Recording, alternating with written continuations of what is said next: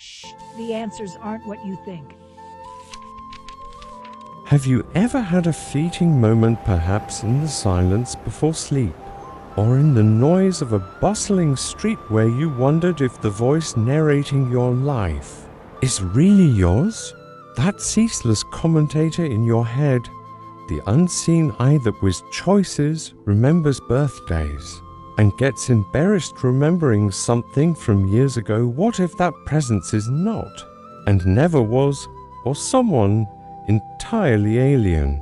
Imagine the story of your life not as a private memoir, but as a script handed down by a director you've never met, on a stage you didn't choose, alongside actors who don't even know they're performing.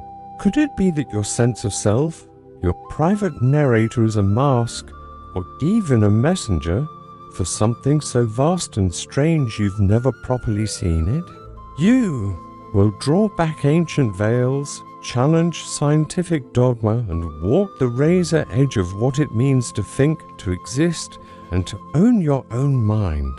By the end, you may never tune in to the voice in your head in quite the same way again. Imagine waking up tomorrow and realizing your every thought was being broadcast, written, or even inserted by something.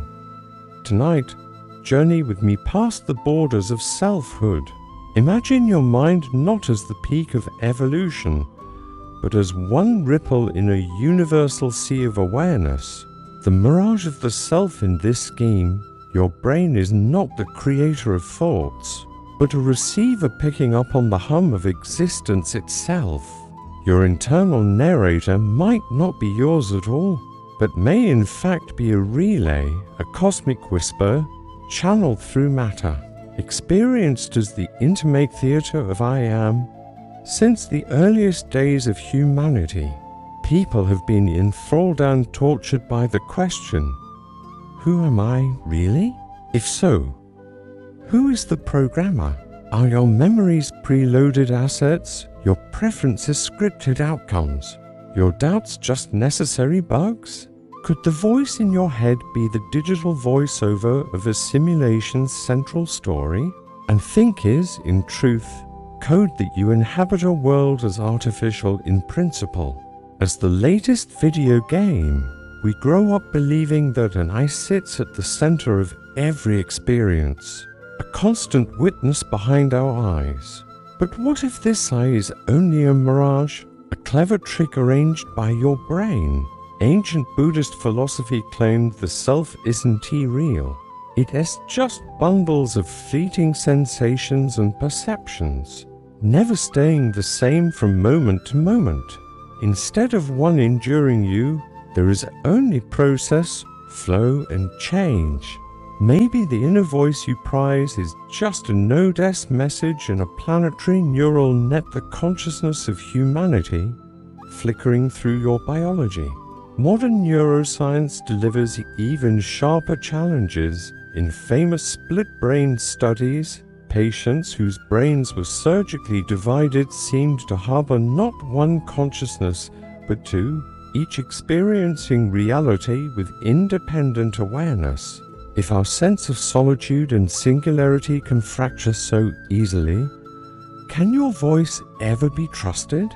Carl Jung believed there is a collective unconscious, a shared world of symbols and dreams that surfaces again and again in every life. Sometimes new ideas burst up in your mind. Where did they come from? Your mind becomes a stunning product, but ownership is the property of the coder. For humans, the web of language, family ties, social networks, and culture weaves us into something equally vast, an emergent mind shaped by societal trends, memes, and philosophy. If your brain is running code stimulus in, response out, are you conscious or are you automaton? Are you the thinker or just an echo between ears? Would the owner of your thoughts be you or the operator of the machine? Would your thoughts be different, or would you simply misattribute them to yourself as always? Stories, language, trauma, and habit all filter and mold your inner voice. Are you the sovereign of your story, or the latest editor in an endless, inherited script? If thoughts appear unbidden and disappear before you can hold them, ownership seems almost laughable. Panpsychism, awareness everywhere, and maybe that's the greatest gift. The enduring mystery at the heart of consciousness, the uncertainty that forces us to look deeper, listen harder and connect. It might open you up to connections more profound than individuality a dance with billions of minds. Archetypes that span centuries, or even cosmic patterns winking up from the quantum foam. Maybe you are both the echo and the origin, both the musician and the note.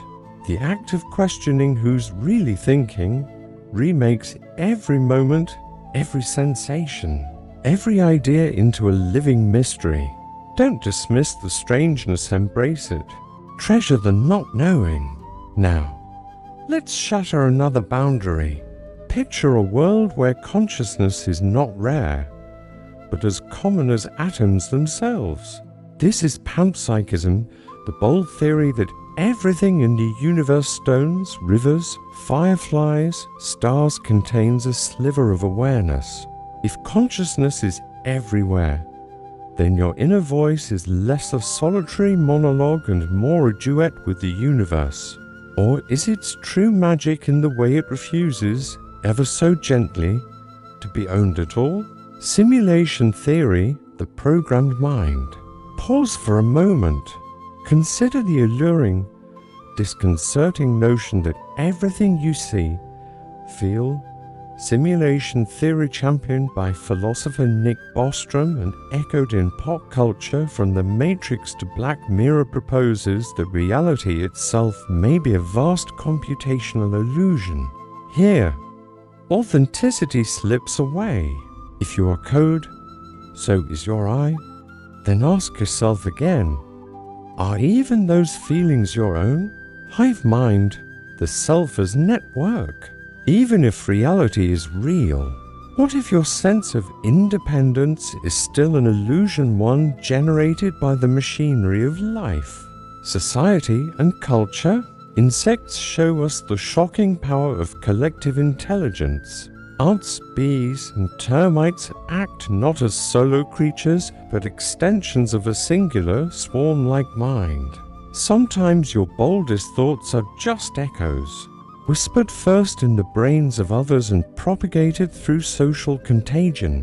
Whispers from something greater. Cultures throughout time have spoken of inspiration as something foreign, muses descending, spirits moving through, ideas arriving, unbidden like gifts. What if your internal monologue is actually a two-way radio tuned to the cosmos? With every new epiphany or intrusive thought a signal from the depths of something far broader. Then you can see thought experiments testing the limits. The brain in the vat. If your brain were suspended in fluid, wired to a supercomputer feeding you perfect sensory signals, would your experience change? The Chinese room. Imagine a system that flawlessly manipulates language. But doesn't he understand anything? Alien interloper.